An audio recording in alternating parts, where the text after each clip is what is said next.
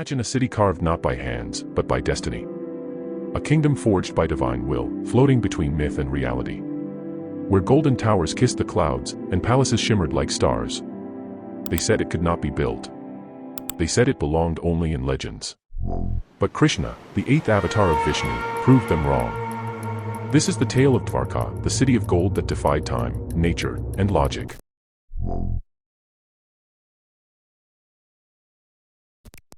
Part 1, The Divine Mandate, Why Dwarka Had to be Built.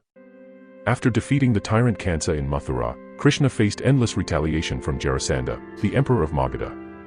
To protect his people, he needed a city that no enemy could reach, a fortress surrounded by the sea, guided by the stars.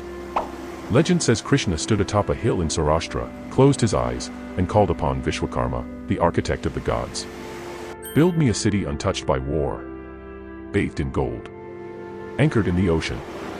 And Vishwakarma replied, "If you can command the sea to retreat, I shall build it." Krishna raised his Sudarshan chakra, and the sea receded 12 yojanas, 96 miles. Part 2, The Exterior, Dwarka's oceanic walls and city layout.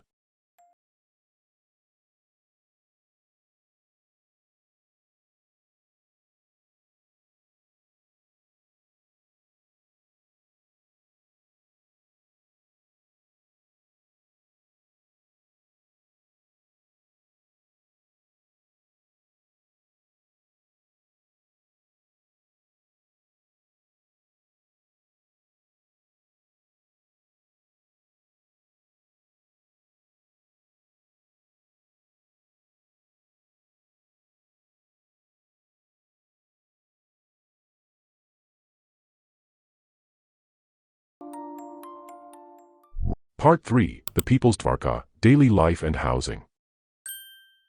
At its peak, Dwarka had a population of 900,000 residents, artisans, sages, warriors, and scholars. It was self-sufficient, with floating gardens, solar granaries, desalination tanks, and a bustling harbor. Residential houses. Houses were two-storied, made of red sandstone and seashell mixed concrete. Rooftops had mirror tiles to reflect sunlight and cool interiors. Each home had its own rainwater tank, terracotta pipelines, and even wind chimneys for airflow. People traveled in pearl-inlaid chariots, traded in marketplaces shaded with lotus canopies, and bathed in fountains that sprayed rose water. There were schools that taught the Vedas and astronomy, theaters with floating stages, and hospitals run by Ayurvedic masters. Part 4, Krishna's Palace, Dimensions and Interior.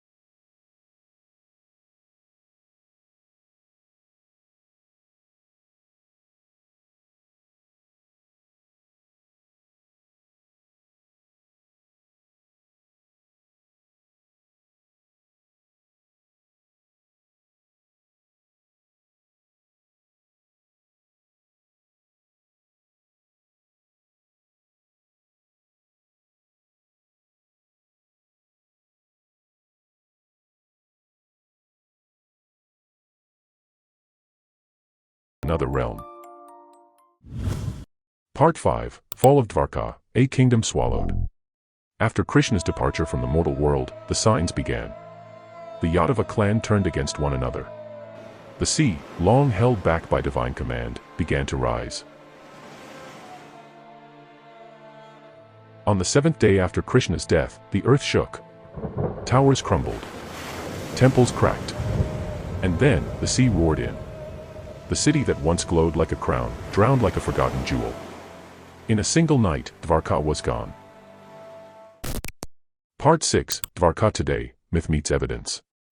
In 2001, off the coast of Gujarat, sonar scans revealed submerged walls, anchors, drainage systems, and temple structures.